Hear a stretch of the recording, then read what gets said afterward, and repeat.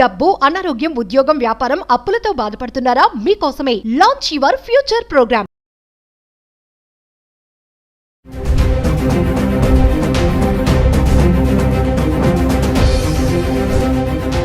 నమస్తే, welcome back to Suman TV. ప్రస్తుతం మనతో పాటు ఉన్నారు business analyst doctor Nandi Rameshwar Rao గారు.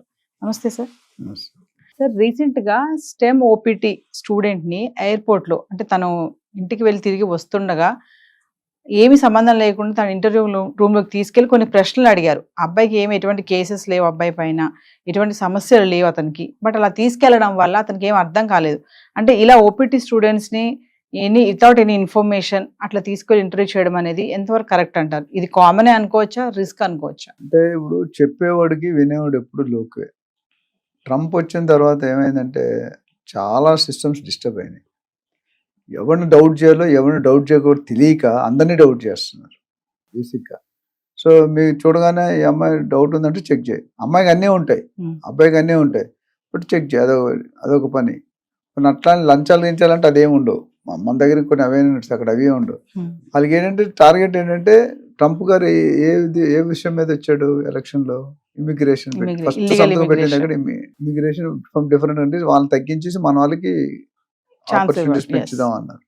అదే ఫస్ట్ నేను అది రాగానే పెట్టాడు. అది పెట్టి ఊరుకున్నాడా? దాని తర్వాత వీసా ప్రాసెస్ టెస్ట్ చేశాడు, లక్కీ డ్రా అని టెస్ట్ చేశాడు, బర్త్ టూరిజం చేంజ్ చేశాడు. 150 సంవత్సరాల చరిత్రలో ఉన్న బర్త్ టూరిజంనే తెచ్చేస్తున్నాడు. అది యాక్సెప్ట్ కాలేదు ఇంతవరకు. అది యాక్సెప్ట్ అవుతుందా లేదా అని డిఫరెంట్. జో బైడెన్ 4 సంవత్సరాలు పెట్టి 1 డేలో పెట్టేశాడు అంతేకాదు. ఎగ్జిక్యూటివ్ ఆర్డర్ అంటారు, క్యాబినెట్ సెనెట్ ఆమోదించారు. ఇక్కడ ఏమైందంటే మీరు అడుగుతున్న ప్రశ్న, మొన్న ఎవరైతే 3 వీక్స్ లీవ్లో వెళ్ళాడో ఆల్రెడీ అన్ని స్కిల్డ్ పర్సన్, పర్మిషన్ ఉంది, వీసా ఉంది, స్టెమ్ కేసెస్ లేవు, నేర చరిత్ర లేదు, బ్యాడ్ లేదు, ఇంకేమి మర్డర్స్ లేవు, ఏమీ లేవు. అలాంటప్పుడు అని టెస్ట్ చేశారంటే వాళ్ళు ర్యాండమ్గా పట్టుకొని ఉండొచ్చు. అయితే వాళ్ళు టెస్ట్ చేస్తే మనం కాదన్నాం. వాళ్ళు డౌట్ వచ్చినట్టు టెస్ట్ చేస్తారు, అన్నీ ఉంటే వదిలేస్తారు. కాకపోతే ఈ లోటు ఆ స్టూడెంట్ ఒత్తిడికి గురవుతాడు, స్ట్రెస్కి గురవుతాడు. ఏంటి టెన్షన్లో కొంత హార్ట్ అటాక్లు వస్తాయి, బీపీలు పెరుగుతాయి, షుగర్ లెవెల్స్ పెరుగుతాయి. Stress is very dangerous. Stress ఒకటి లేకపోతే చాలా మంది హ్యాపీగా ఉంటుంది. అందరూ ఎంతో 199 మంది హ్యాపీ లేరు. ఇక్కడ ఏమైందంటే ఈ అబ్బాయిని చెక్ చేసేసరికి కొద్దిగా మోటివేషన్ లెవెల్స్ పడిపోతాయి. వీడు ఏం చేస్తాడు? ఇప్పుడు మన దగ్గర చూసుకుంటే పోలీసు వాళ్ళు కానీ ఆర్టీ వాళ్ళు చెక్ చేస్తే తెలిసిపోతుంది. మనం రోడ్డు మీద వెళ్తున్నాడు, బండి మీద కారు వెళ్తున్నాం అనుకో, పోలీసు ఉన్నాడు, మరి అని చూసుకోని డ్రైవ్ చేస్తున్నాడు, ఆపేస్తాడు.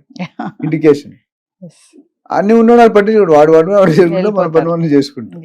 అట్లా ఏంటంటే ఇక్కడ ఎక్కడో డౌట్ వచ్చి ఉంటుంది. ఆ డౌట్లో ఏంటంటే ఆపి ఒక ఇంకోటి నలుగురు కలిసి తీసుకెళ్తారు, నలుగురు తీసుకెళ్తారు ఆఫీసు. అని రూమ్లో వేస్తారు, ఎవడు ఉండడు. అని కొట్టినా తిట్టినా అడిగినా ఎవడు అడిగేవాడు. అక్కడ ఏమైందంటే అక్కడ చెప్పాల్సిన కూడా చెప్పలేడు.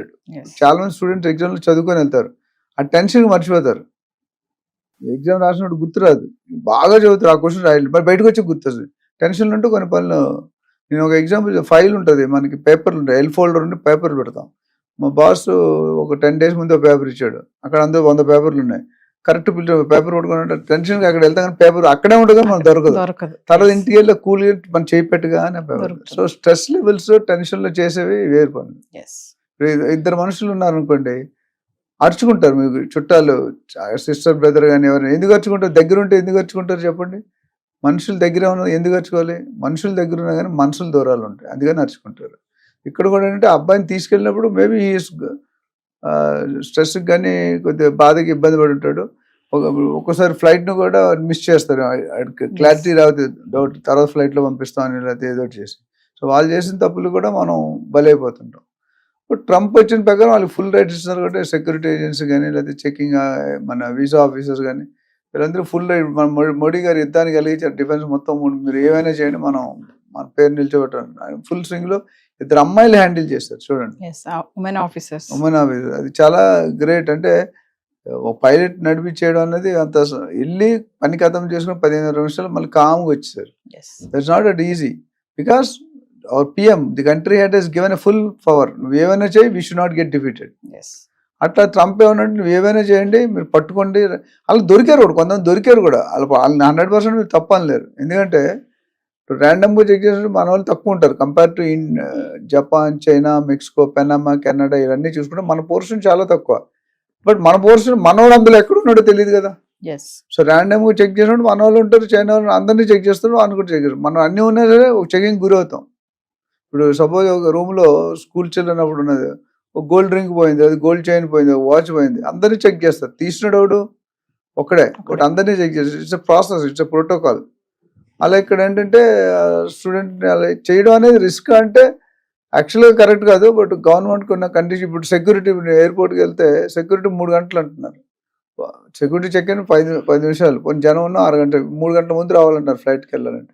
అంటే 3 గంటలు, అందులో ఎవడో ఒకటి దొంగ ఉంటాడు, 1000 మంది వెళ్తే ఒకడు ఉంటాడు, ఆ ఒక్కటి దొరకంటే 1000 మందిని చెక్ చేయాలి. చేయాలి. అంటే సార్ ఇప్పుడు F1 స్టూడెంట్స్ చదువుకోవడానికి వెళ్తున్నారా, ఇంక వేరే ఏమైనా పని కార్యక్రమాలు చేయడానికి వెళ్తున్నారా అనే ఒక డౌట్ పైనే ఇట్లా చేస్తున్నారంటారా? అదే అంటే whether legally eligible to stay in America.